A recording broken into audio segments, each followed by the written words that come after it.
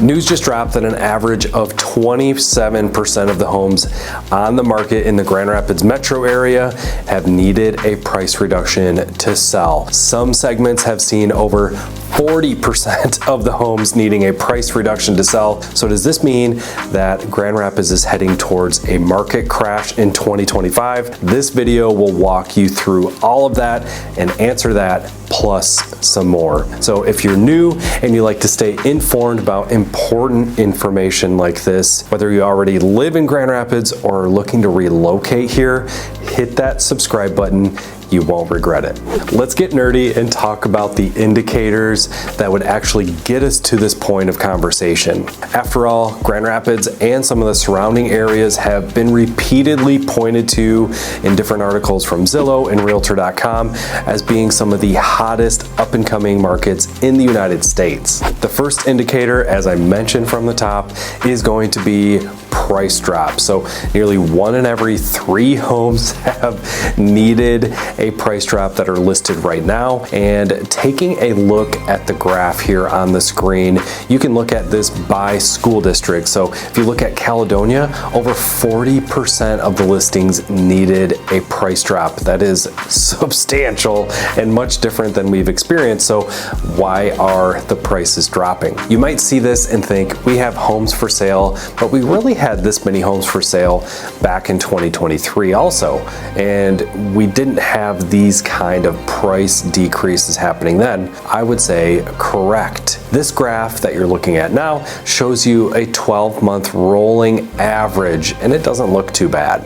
Now, this graph is going to show you by the month, so it doesn't take an average, it's just what happened this month and going back 5 years, and this is where it starts to get a little more interesting. And of course, it makes sense too. So in October, when we looked at just by the month, we had 400 plus more homes than we did when we looked at the average year to year. In October, we ended with the highest number of listings that we've had since March of 2020, and I don't think I need to remind you of what was happening at that time. So home buyers have a lot more options, or so it seems. Of the 829 homes that were still pending from October or are still active that were listed in October, the average sale price of those homes pending is $350,000, which is $26,000 less than our average as a whole for the area. Also sold on an average of 12 days, and unfortunately we won't find out what they actually closed for a little bit yet. Going to the homes that are still active from October, the average sale price is $455,000, so $105,000 higher, which does make sense. The lower the home prices, usually you have more people interested. And the other kicker, as of 11/19, so November 19, they've been on market on an average of 33 days. So what do all those numbers mean? It means that the data is backing up the feeling in the market. We are seeing a recycling of similar homes in the $250,000 to $350,000 range, and seeing homes priced above that sit longer. And the ones that are in the $250,000 to $350,000 range typically need more work, and they're overpriced. So those two battling against each other, you're gonna end up sitting longer on the market and not sell. All right, so what is the next indicator we need to look at? It is going to be the sale to list price ratio, which simply means when homes do sell, what do they sell for? Do they sell above list price? Do they sell below list price? Or do they sell right at list price? So whenever you hear me say that, that is what I mean. The average sale to list price for the entire market of Grand Rapids in the month of October was 99.6%. So that means almost a 0.5% below list price is what homes sold for. So in October, we had 873 home sales from October 1 to October 31. So obviously the ones in the early part of the month were listed in September.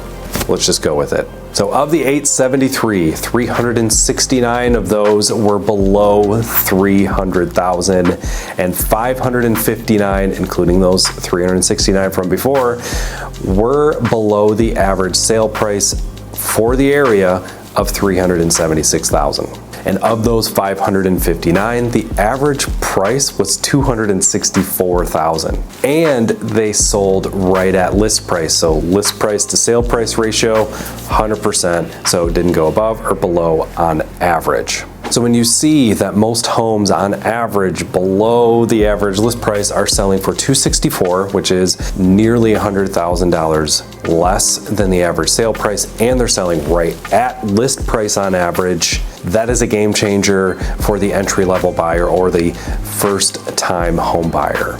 So not only are they not having to go 5, 6, 7% above the list price, they also get some time. They are selling on average, for what we just talked about, of those 559, they are selling in 20 days. So not the 12 days like we talked about before, but 20 days. They get almost a week longer to sit on it and make a decision.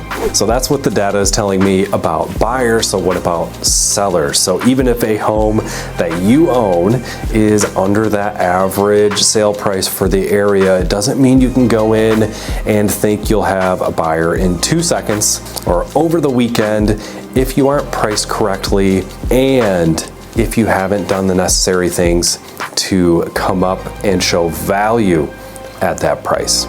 So if I were a home seller in that price range under $376,000, I would be thinking more conservatively than normal. Sure, we have some outliers out there that are going to get 14 offers, but generally if you look at it, they undershot what they could have listed at if they wanted to. However, because they built that activity, they allowed the escalation clauses to come in there, they had a number of showings, they ended up getting the number they wanted to in the first place without a price drop involved, which is really weird to sound like, but most time when you meet with someone, they want to get top dollar for their home. That is a no-brainer. We used to be able to set it, forget it, we're going to get it. Now we have to be a little more strategic because value is shown in a couple of different ways. You can either bring up what your home features are to support the value that you want to get,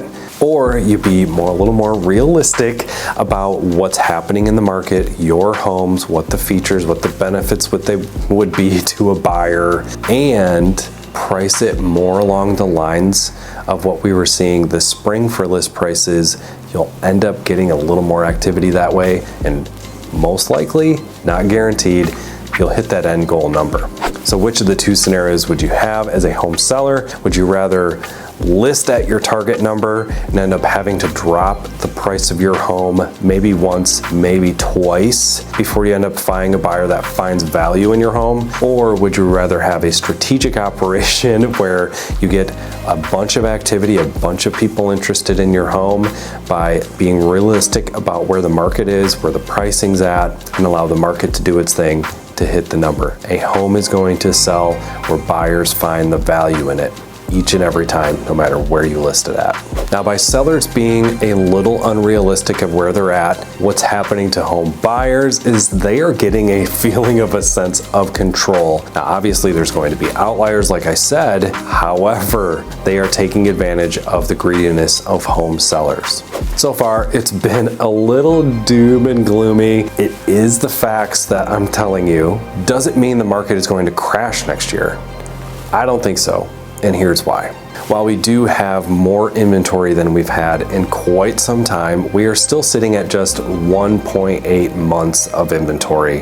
What does that mean? You're spitting some more realtor talk at us. What that means that if no more homes were listed, we would sell out of all the homes in about 1.8 months or 7 weeks. That's not a lot. That also means that we are still in a seller's market, and where you can start to see a market shift towards a crash or some level of neutrality is when you start to see months of inventory going up, and thus shifting from a seller's market to a neutral market to a buyer's market. For Grand Rapids, in order to get to a neutral market, so we're talking 4 to 5 months of inventory, we would need nearly double the amount of homes on the market. We would need about 3,000 homes for sale. And for a buyer's market, we would need about 5,000 homes for sale. And I don't think this is going out on a limb. If either of those things happen, we are trending towards a crash. We have not seen inventory like that since about 14, 15 years ago when things did crash. So what's the other saving grace for the Grand Rapids market? It's going to be showings, buyer activity. The month of October stayed steady with September with on average about 10 buyers going through a home, 10 showings per listing that pended in October. So if we have 10 buyers for every listing, do you really think we are heading towards a market crash? I don't think so. It's my opinion that we are seeing a correction, not a crash. It's not a season of auction like it was years ago, or even this spring in some cases. It's been a season of assessing. Buyers see the inventory going up, they see the price drops, and they lie in wait, ready to strike when the opportunity presents itself. Maybe they have the hopes of getting some closing costs covered on some updates that they want to do. Maybe the pain of leaving their current situation isn't so great that they feel obligated to give the seller whatever they want. Now, don't get me wrong, that's happening, just not as often. It needs to be the cream puff listing, and those do still end up getting that kind of treatment. And honestly, I haven't seen a lot of those this year. And particularly, I haven't seen a lot of them lately. What we are seeing is the fact that we have a lot of first-time home buyers, maybe second-time home buyers, enter the market more so than the downsizers. Those that are renting and have grown out of their current situation have come to grips that this is just what things cost now. This is what the market is. And for those that have owned their home for a decade or more, they have a great tax rate, they have a great interest rate, they're a little more cautious and calculated before they enter the market and put that home on the market, or searching for that home that's going to be their move-up position, their big move that they've been waiting for. It costs a lot, so they're going to be more cautious and they're going to wait for the perfect opportunity. So to put a bow on all of this, we aren't heading for a crash in 2025. That's my opinion. Should interest rates go up and inventory go up, I'll probably have to make another video saying that this one was wrong. I hope I don't, because I hope to see rates come down, stabilize. I've heard different institutions saying 5.5%, 6%. That would definitely get a lot more people to enter in the market. It's a lot more palatable for those with a 3.5% interest rate to go up to 5.5 versus 6.5. So we could get more inventory, but we also have more buyer activity. So we could see the competition go that route should interest rates go that route. Well, I hope you found the information in this video valuable. As always, reach out to me, challenge me on these opinions. I'd love to hear from you and start that conversation. Whether you have a home to sell, home to buy, looking to relocate, or you're just really interested in real estate information. Thanks so much for watching. I would love to help you know more about the market and your next move. So please reach out to me in one of the links below. See you at the next video.